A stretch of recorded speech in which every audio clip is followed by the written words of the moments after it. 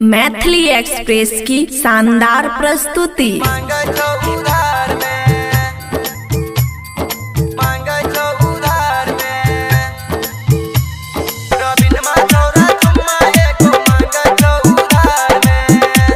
खुशी recording studio बलुआहा।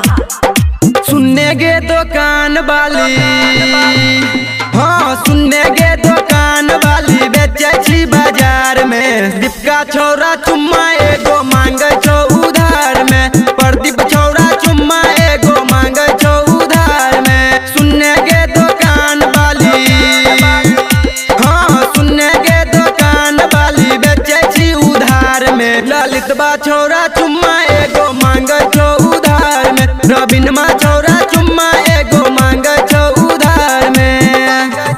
DJ good Madhubani, DJ good Madhubani. दीपका छोरा चुम्मा एगो मांगे छो उधार में।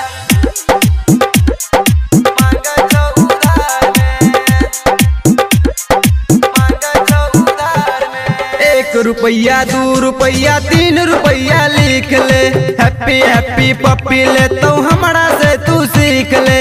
हमरा से तू सीख ले, हमरा से तू सीख ले। हाँ 1 रुपया 2 रुपया 3 रुपया लिख ले। हैप्पी हैप्पी पप्पी ले तो हमरा से तू सीख ले।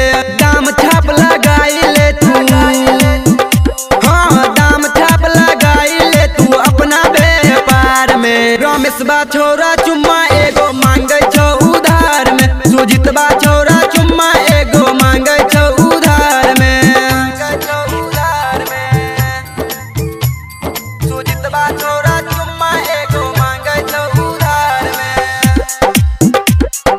मांगे छो उधार में। खुशी रिकॉर्डिंग स्टूडियो बलुआहा। तोरा देख के छौरा सब करो खाली हल्ला गे। की बेचे छी छौड़ी तू जाने छो मोहल्ला गे। हाँ तोरा देख के छौड़ा सब करो खाली हल्ला गे। की बेचे छी छौड़ी तू जाने छो मोहल्ला गे।